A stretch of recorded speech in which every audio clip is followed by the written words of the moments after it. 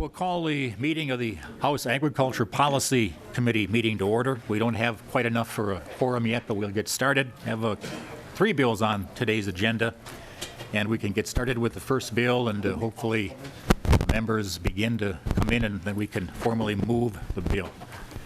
Welcome back, the Policy Committee. We've had a bunch of, or several, I should say, joint meetings with the Finance Committee, and very interesting. And as we enter a kind of a different time in the economic cycle of agriculture, we'll talk about that more later on this morning.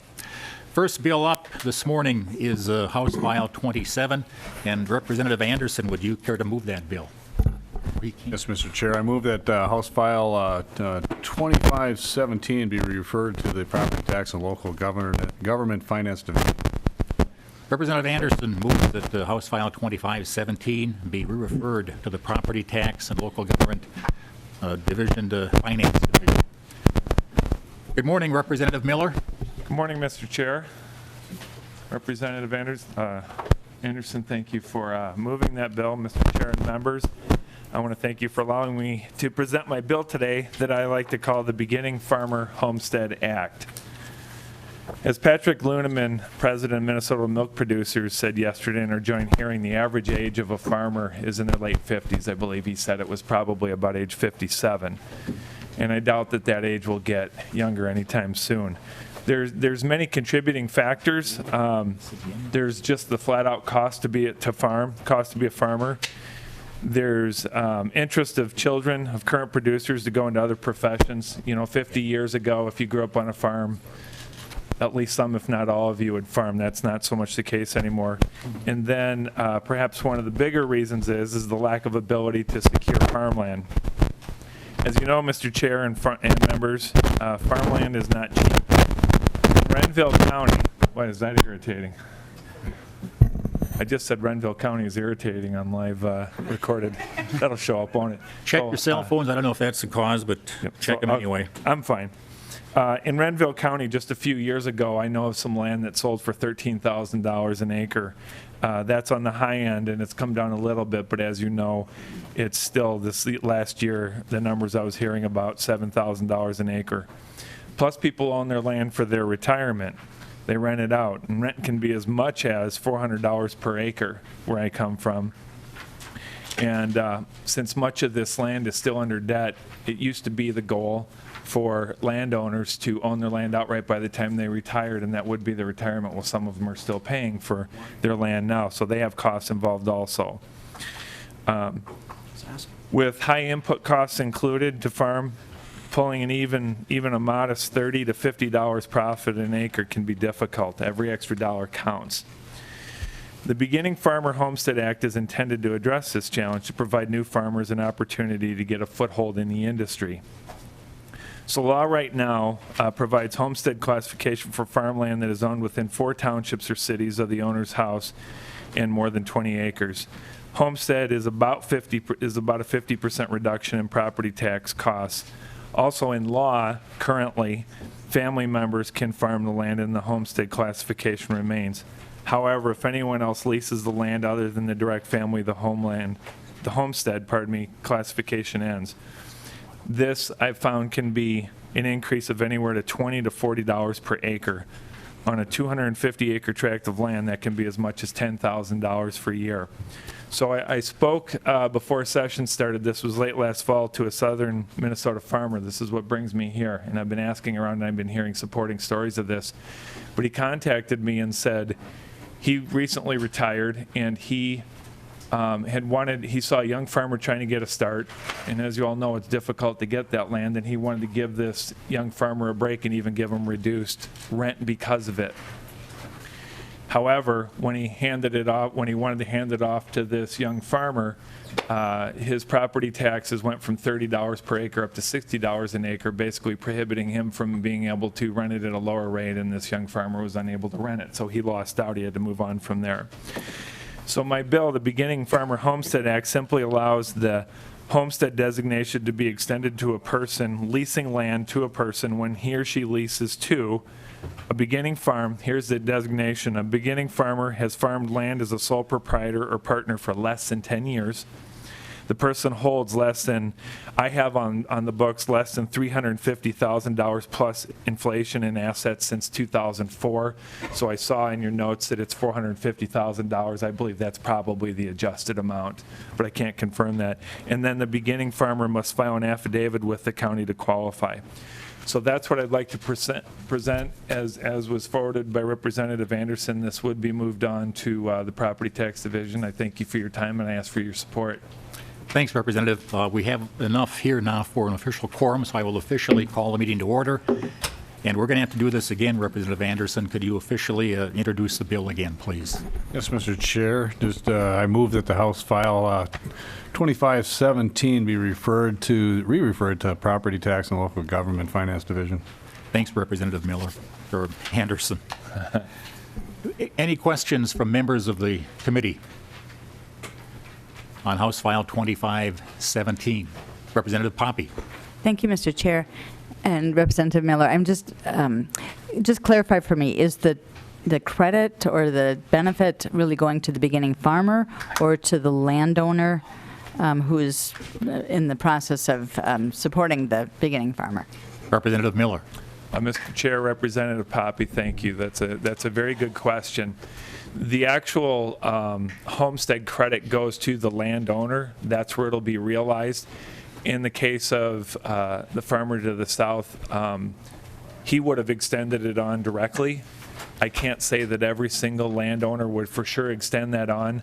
However, I view this, even if they don't literally dollar for dollar extend that on, that will incentivize them to look for some of these beginning farmers. What you typically see, and when I move this on, I'll have some testifiers that will testify to this. What you typically see is not traditionally the farmer's son and daughter just go to do engineering or go do something else. But there's a good chance that someone in that area, there's a young farmer who does want to get started and they're begging and looking for land. I believe that these people will see this as an opportunity to kind of bring those two together and will allow these young farmers to be able to farm.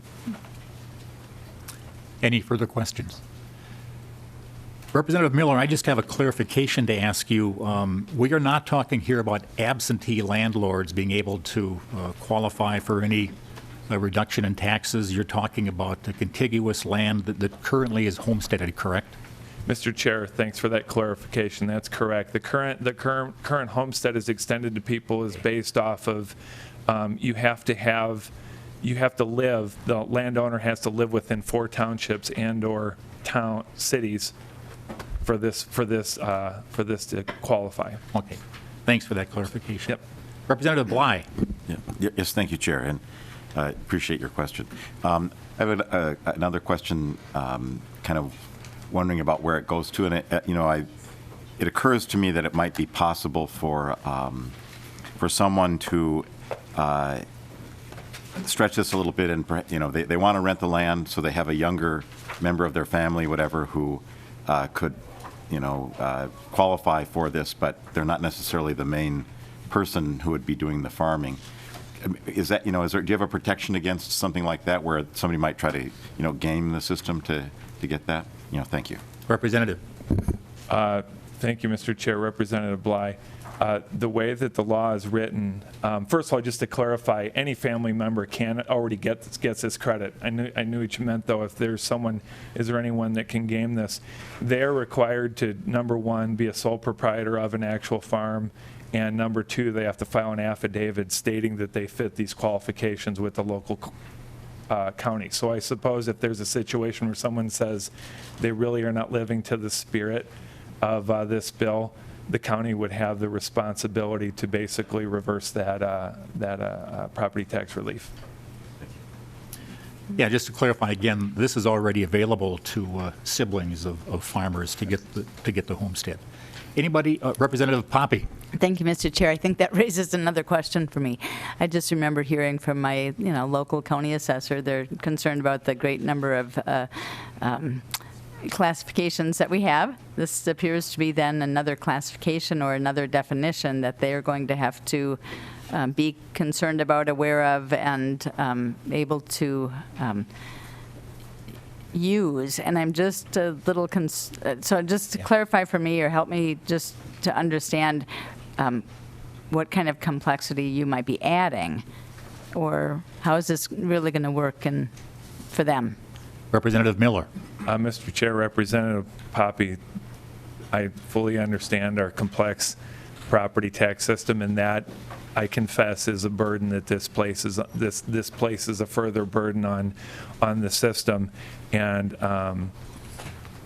I thought about that, and I believe that the benefit of this does outweigh that in this case. To answer your question directly, because they have to file that affidavit, that should be a pretty clear identifier to the county. I also, in practicality, realize this will be a benefit and will be used, but it won't be used across the board for all farms. When I say it will be limited, I'd love to see this happen in a lot of cases, but of all the farms in any given county, I don't anticipate you'll see this relief other than a specific handful of times. And with that affidavit, they have very clear filing. So I don't think this will add burden to the county assessor's work per se. It'll just be something they have to do at one time until such time as that affidavit is no longer relevant. And that will be vetted further in the next stop for Yes. this bill, but I think we have a testifier from the audience who would care to comment on that tax implication assessing situation on this bill. Good morning, Mr. May. Morning, Mr. Chair, members of the committee. My name's Tom May. I'm a retired Hennepin County assessor, and I'm representing the Minnesota Association of Assessing Officers. Each year before the legislative session, we prepare a position statement, and the third bullet on our position statement reads, and I'll read through that, MAO supports consolidating agricultural land and buildings, excluding house garage of 1 acre, into a single classification rate. Changes to the qualifications for agricultural homestead have added to the complexity of administration of the agricultural homestead classification and confusion on the part of the taxpayers. With that said, I would also state that we would be opposed to House File 2517 because of the nature of the bill. It's the first time I think we've approached a situation where actively farming goes outside the family. Although, if you read on 2.22, it says a relationship under this paragraph may be by either blood or marriage. So I'm not positive whether that's still part of the bill or not. As many of you may know, actively farming is one of the hardest classification things that assessors do in their job, and especially outstate. Probably you've seen this chart before. It's prepared by the Department of Revenue, and it shows a decision-making matrix for actively farming. There's 35 decision points on it right now. We've tried over many years to reduce the number of these decision points and make this less complex, but this again would make it more complex. Would this require a farmer to furnish to you a Schedule F form? I can provide you with this form. Yes. Well, I mean, the farmer's farm Schedule F on his tax return, would you have to see that to qualify somebody as being actively involved in agriculture? I'm not an expert in actively farming because I come from the metro area, but Okay. I know our assessors who do this. I'm not sure that we deal with the income, and we try to stay away from that. And in this case, we would try to stay away from any kind of income analysis also. That's Well, not an income analysis, but I think there's some cases where you have to prove that you're an active farmer, and one way that's done is to provide a Schedule F off your tax return. So, continue yes, on. They probably rely on that, yes. Yeah. With that, I would be open to any questions you might have. Questions from anybody on the committee? If not, thank you very much Thank you. for your testimony. I'm sure we'll hear more about that on the next stop of the committee. Anybody else in the audience who would care to comment or testify on House File 2517? If not, Representative Anderson, would you care to renew your motion?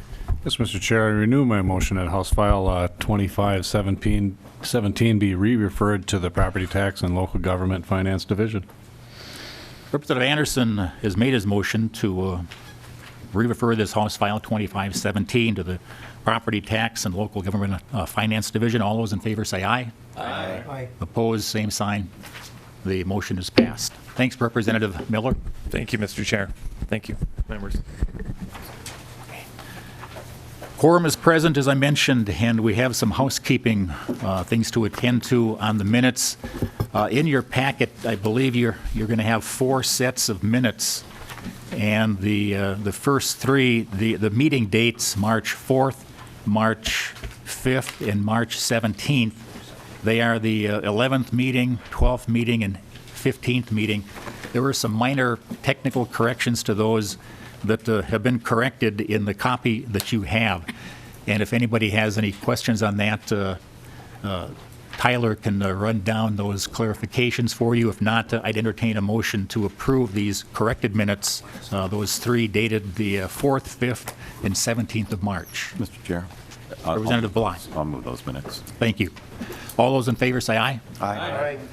All opposed? Minutes approved. Thank you, Representative Bly. Then the second, actually the 4th set of minutes dated March 18th, the 16th meeting of this committee, and we believe they are in order.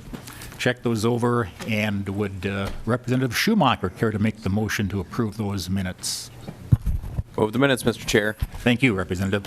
All those in favor of the minutes of March 18th signify by saying aye. Aye. And opposed, same sign. Motion's approved. Thank you. Next item on the agenda. All eyes up on the testifiers table. Welcome, Chair Hamilton. Thank you, Mr. Next Chairman. one. 2874, go ahead, Chair Hamilton. Thank you, Mr. Chairman. First, I'd like to move House File 2874 to be re-referred to the Committee on Civil Law and Data Practices. And Chair Hamilton moves that House File 2874 be re-referred to the Committee on Civil Law Data Practices. Representative Hamilton, please present your bill. Well, Mr. Chairman, I'll be very brief because I have a remarkable young man that I think everybody's going to really enjoy hearing from. This bill, Mr. Chairman, would actually expand the bill that I believe you carried in 2015 that provided immunity from liability for agritourism activities, breakfast on the farm, et cetera, and provided that the agritourism operator does not act negligently or willfully against the visitor. This would expand what is covered as agritourism to also include agriculture-related educational programs or demonstrations that are not carried out on the farm. And with that, Mr. Chairman, I think I want to hold off on the amendment at this point in time and turn it over to my very special guest.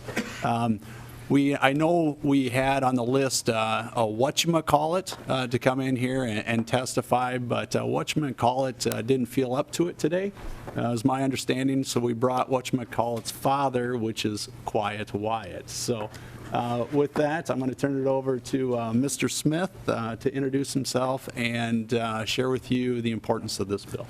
Mr. Smith, welcome to the committee, and please state your name for the record here. We're pretty official up here, and then proceed with your testimony. Thank you, Mr. Chairman, and all the representatives here today. My name is Caleb Smith, and I am the founder of a business called STEM Bunnies, and we teach kids about science while playing with rabbits. And we also do lots of activities which include egg hunts and Girl Scout activities and going to parks and going to the state fairgrounds and lots of other places that aren't at our farm.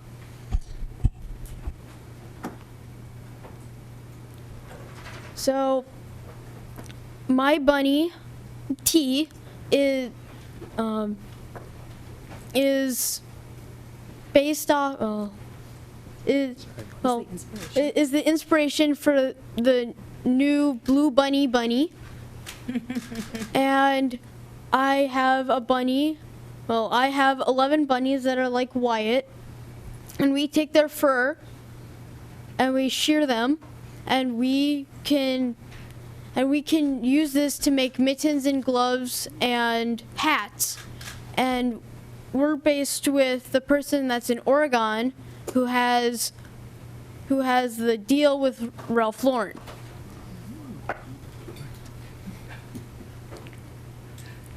So I'm here today to add a little bit from the agritourism bill that was passed last year, which helped us a lot. I want to add that if the farm or the ranch brings their activity to a different place that isn't their farm or ranch, like a school or a park or a church, that they will be covered with insurance. And most schools can't afford, or some schools can't afford to go to the farm or the ranch, and because of money or lack of funds. So if we could bring our program to other places and be covered with insurance, then the kids can still be educated with things that with STEM.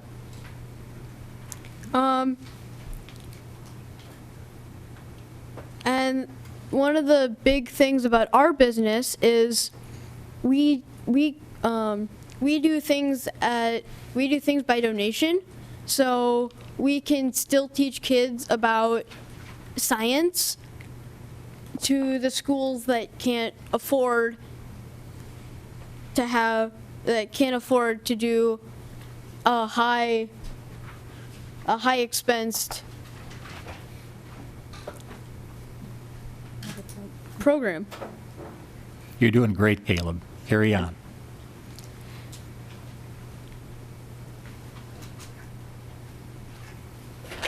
So thank you for your time, and I'm open to questions. First of all, Caleb, I don't think anybody mentioned what grade you're in and how old are you? I'm 11 years old, and I'm in 5th grade. Hey, pretty impressive. Thanks. Questions? Representative Poppy. Thank you, Mr. Chair, and Mr. Smith, thank you for your testimony. I appreciate that you are an entrepreneur and obviously have a growing business and are going to be even more successful in years to come. So I appreciate that you've brought this idea to us. Can you tell me when you started your business and how you made the connection to the person in Oregon? Caleb, go ahead. Go ahead. So, thank you, Mr. Chairman. So 2 years ago, I found 362 rabbits on Craigslist shortly after Easter. So I wanted to save the bunnies.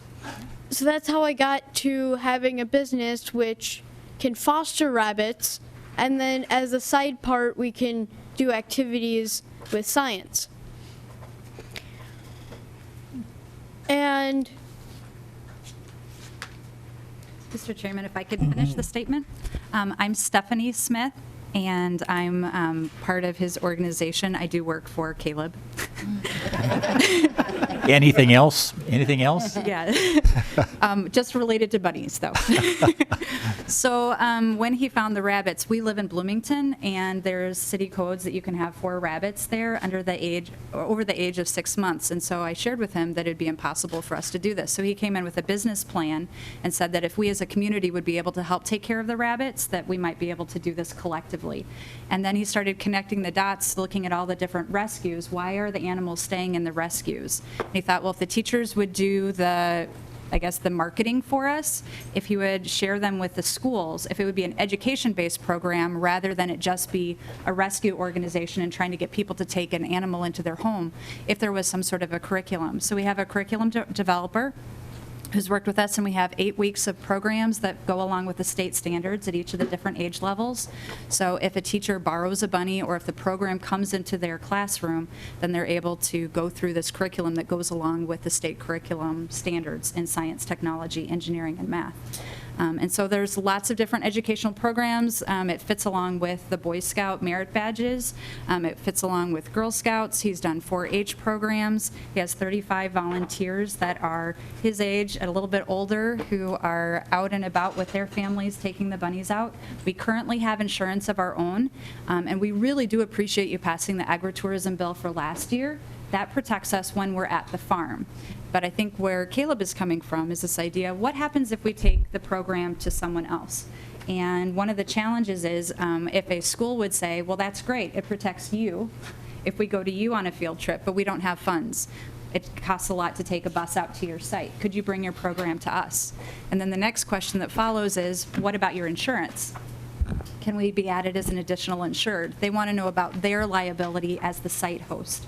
Or if it's a Girl Scout troop or a 4-H group, they want to know, are they covered if our animals, and again, we realize that this is just a bunny business, but it does also carry over to other animals. So they have to be regulated through the USDA. We're not looking for just having anybody bringing animals all over the place indiscriminately. It's actually related to animals that would be in a regulated program or that is designated as exempt. So there's a lot of legwork behind the scenes to be in the category of what we're trying to get past. The second question we get a lot is, what about rabies shots? And so for those of you who don't know much about bunnies, if a rabbit would get rabies, they would die pretty quickly. So actually the test for rabies was developed with rabbit blood because they are so susceptible to rabies. So rabbits don't have any immunization, but they do need to be checked by vets. It is, we just still have to work with vets to make sure that animals are safe. Just like any other regulated farm would have to have their animals checked, before they would be able to bring an animal to a school site or to a program site. Thank you, and thank you for your question. Representative Nornis, go ahead. Thank you, Mr. Chair. Caleb, seeing how well behaved that bunny is, I've got a cat. Do you take trades by any chance? Mr. Smith?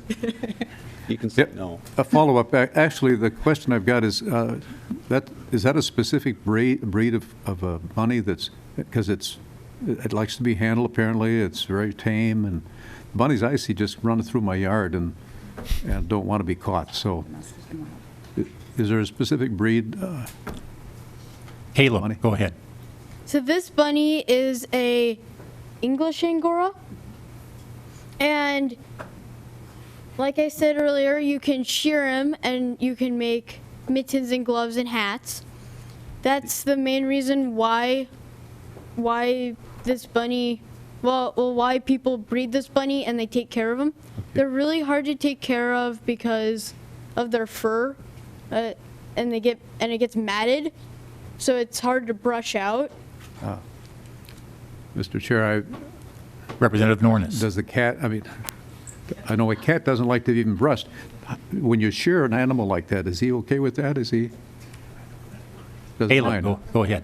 So bunnies like Wyatt love to get sheared because in the summer, Angora has 7 times more than wool. So if it's over 80 degrees in the summertime, he would die of heat exhaustion because he's too hot. So when we take his fur and use it for the fur, he loves it because now he can cool down in the summer. He stays away from the mirror, I suppose. He'd look funny, wouldn't he?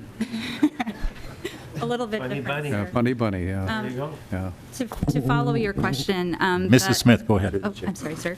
The rabbits that you see in your backyard are wild, where these are domestic rabbits that are in our program, and we have several of the endangered breeds. There's an organization called the Livestock Conservancy, and so when Caleb first went online and he saw some of the rabbits that were available on Craigslist, there were some that were listed as one of these endangered rabbit breeds, like the Americans. The ones that you see in your backyard are like the cottontails, and those are all wild rabbits as opposed to domestic ones. You wouldn't see these running out in your backyard likely. If they are, then somebody abandoned them. Oh, sure. And so part of our program is doing a lot of education about responsible pet ownership and tying that to the agritourism piece. We have lots of people who are asking about textiles, and so we have units that are teaching specifically about the textile industry, working with the sheep farmer like out in Oregon, and the ones here in Minnesota. So there's lots of connect the dots, and then when they come out to the farm, there's beekeeping, and they can go out to the orchard and they can pick berries, and so it's just opening the door to all these other things at the farm. The bunnies, as Caleb says, are science in a cute fuzzy package. Not all kids are excited about Legos or robots or coding. So we are a soft way to get kids excited about science who may not think that science is cool or fun. And all of a sudden, they're engaged with the rabbits, and we go from there. Thank So you. yes, there is a different kind of breed, but the ones that are selected to our program have to be obviously very docile and ready to be held. We don't just accept all bunnies into the program. thanks. Thank you, sir. Caleb, when you were visiting earlier, could you mention how often you can shear the rabbit? And you said the white fur is the one that's more in demand. Could you explain why?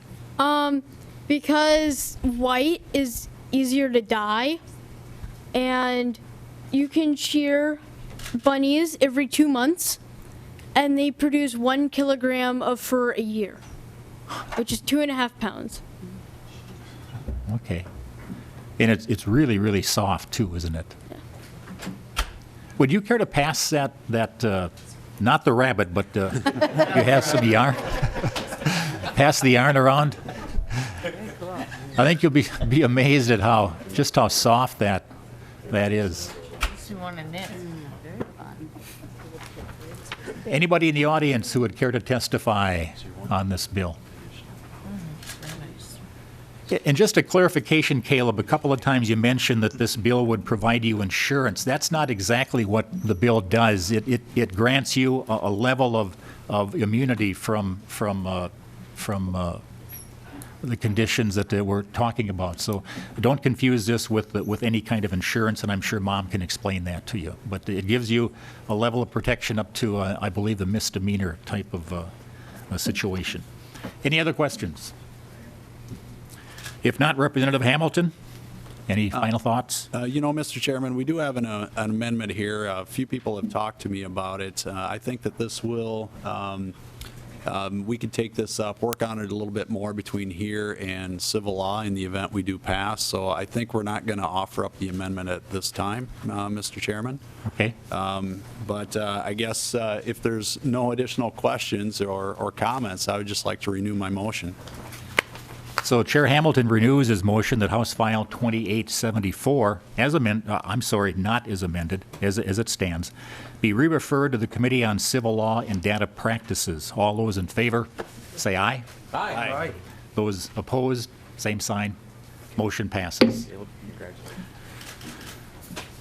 One more bill left to go today, and Representative Vice Chair Franzen.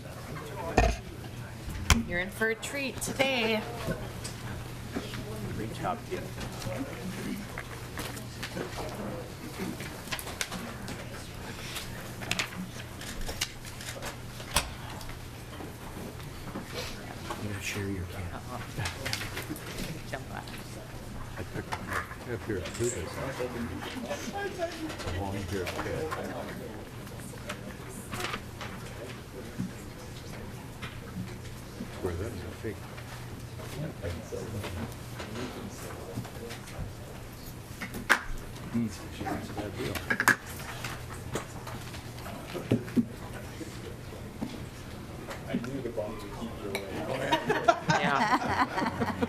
Thank you.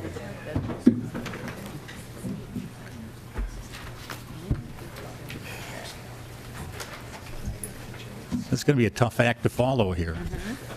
You're going to have to get bunny ears, Chair. I'm sure you'll figure out a way, Representative Anderson. He gets to shave every 2 months. All right, the next bill on the agenda is House File 1235. Representative Anderson, would you like to move your bill?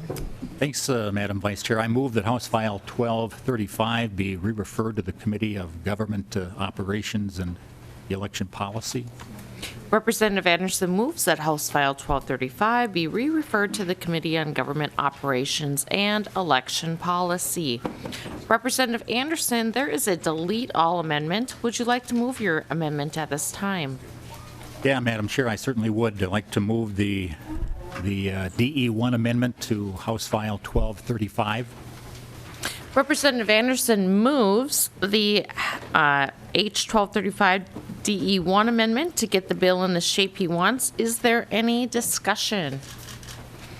All those in favor say aye. Aye. All those in favor say nay.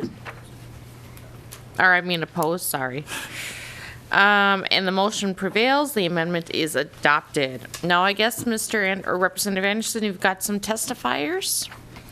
I've got Tess Rice from the Minnesota Bankers Association.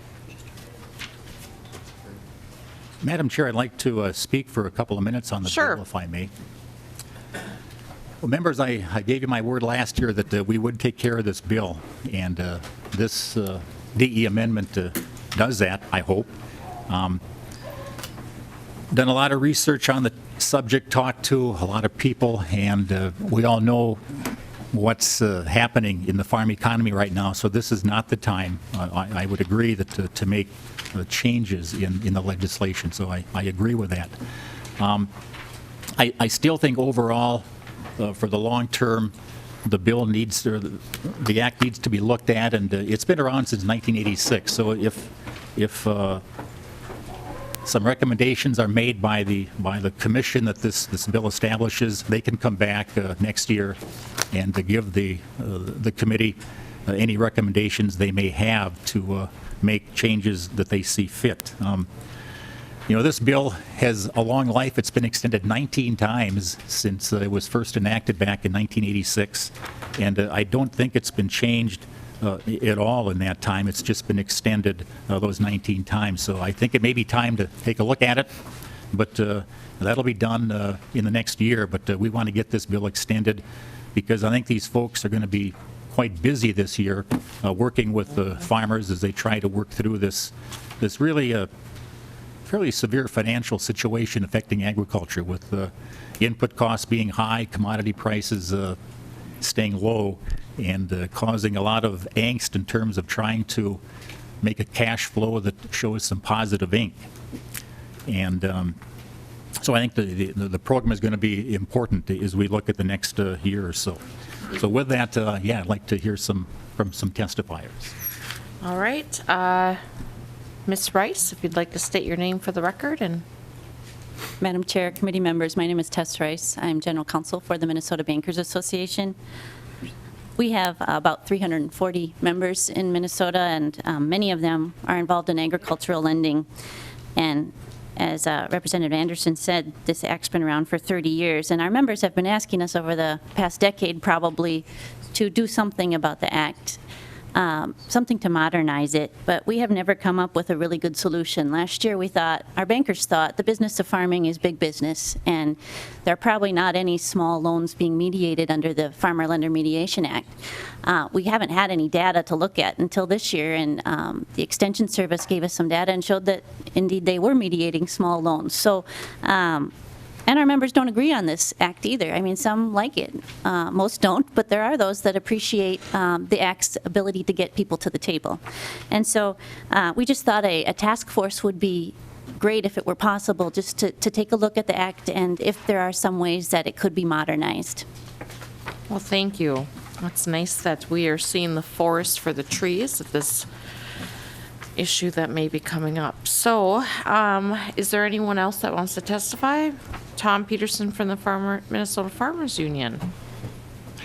As he's coming down, Madam Chair, I do have some numbers on the program. Last year, 2,685 cases were before the mediation program, and we were talking about this threshold of when the mediation should kick in, and they have it broken down into some monetary categories. And those debts under $15,000, there were 695 mediation notices, and of that total, 207 in that category reached some kind of an agreement. The largest category, in speaking to the topic of the farmers needing more operating money, in the $75,000 and up category, that was the largest number of notices sent out. There were 852 sent out, and of that total, 236 reached some kind of an agreement with the program. So they're very busy, and the average debt per notice was about $164,000, but that takes into account the very large loans along with the smaller loans as well. So that just gives you some idea of the activity with the program. Okay. Mr. Peterson? Madam Chair and members, my name is Tom Peterson. I represent the Minnesota Farmers Union.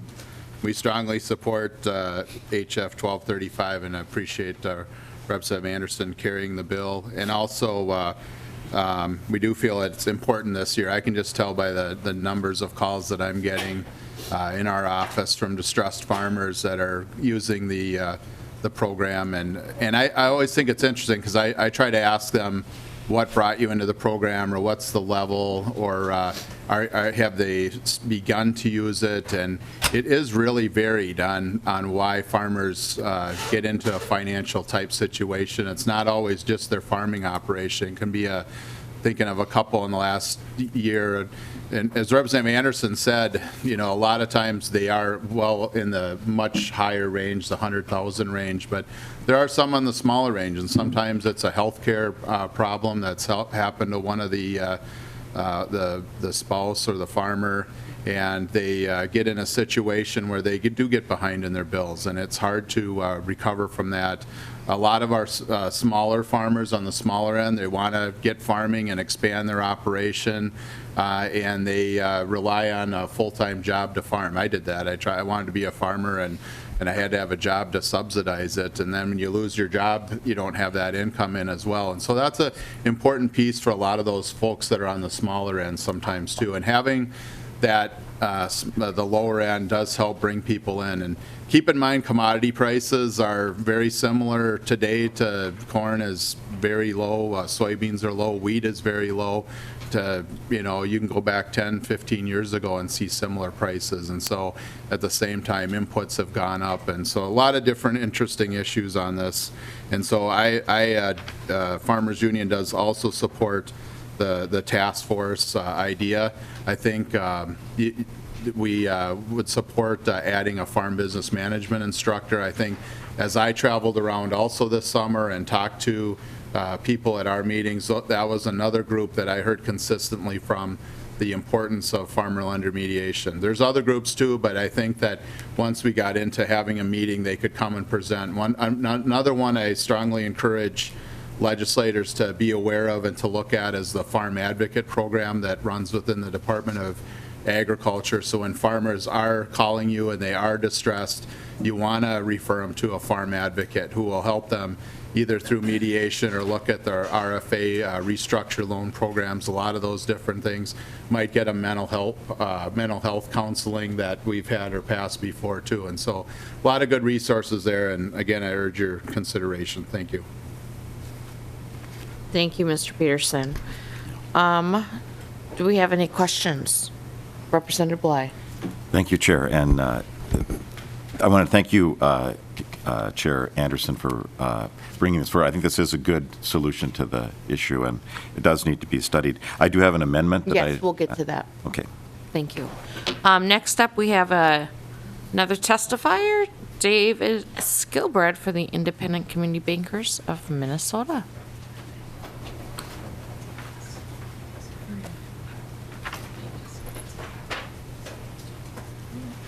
Thank you, Madam Chair. My name is David Skilbred, and I represent the Independent Community Bankers of Minnesota.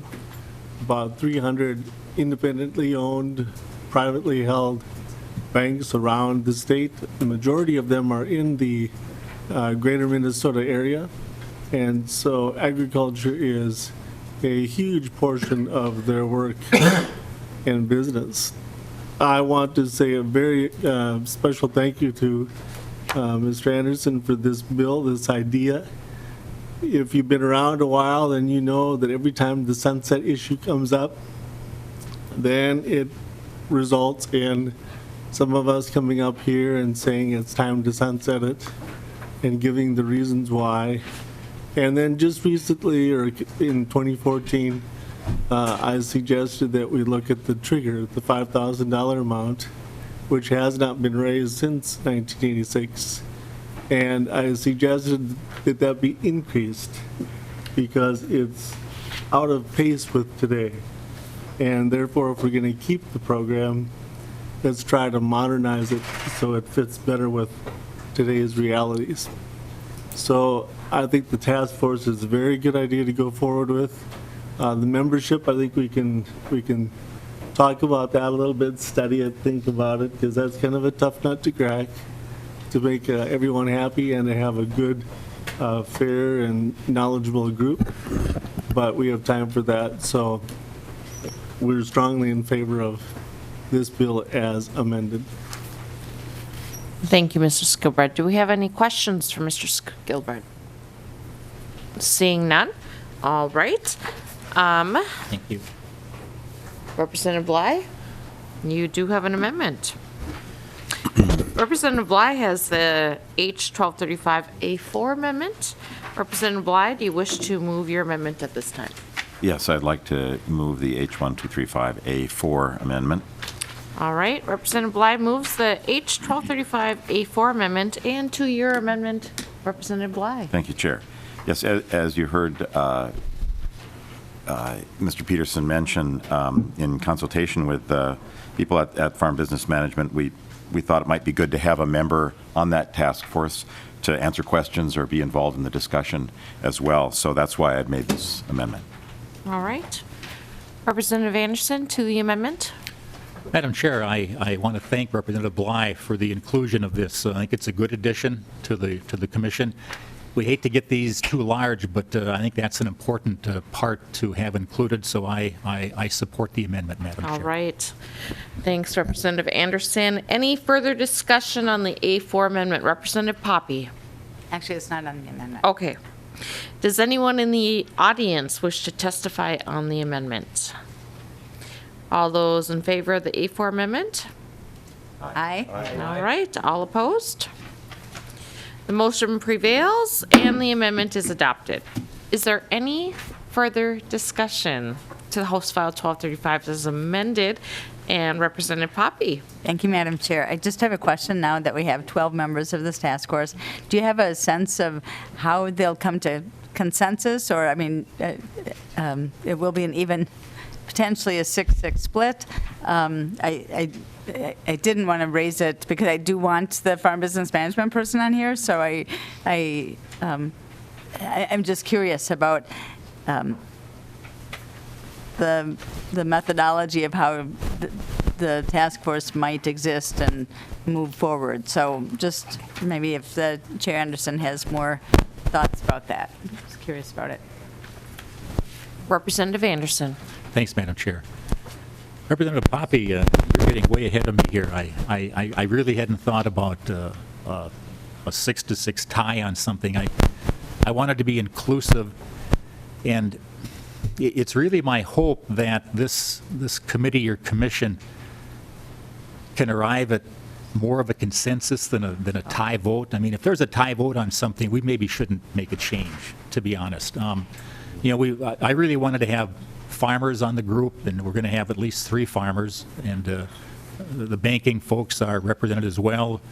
And we tried to be inclusive, had a dealer, and the University Extension plays a part. So if that becomes a problem, I guess I'd be disappointed. I guess I would say that if it were a dividing type of issue, if there were an agreement of better than a tie, it probably shouldn't be changed. But if we have to get to an odd number of committee members, so be it. I guess I'd be a little bit disappointed, yeah. But really haven't given that a lot of thought. We just wanted to get this established and get it well represented, and hopefully there can be more general agreement if they would choose to do that.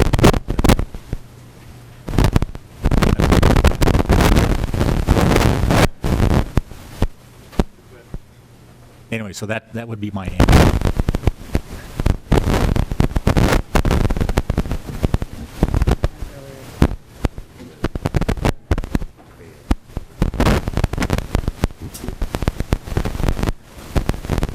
Okay.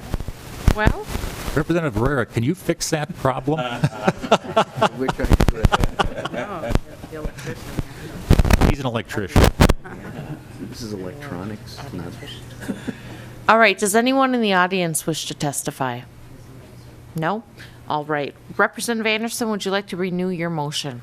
I would, Madam Chair. I'd like to renew my motion that House File 1235, as amended, be re-referred to the Committee on Government Operations and Election Policy. All right. All those in favor?